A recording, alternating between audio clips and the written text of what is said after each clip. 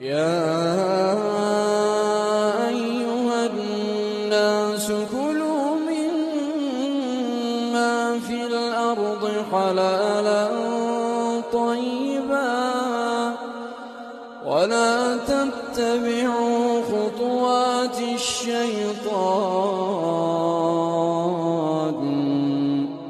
إنه لكم عدو مبين. إنما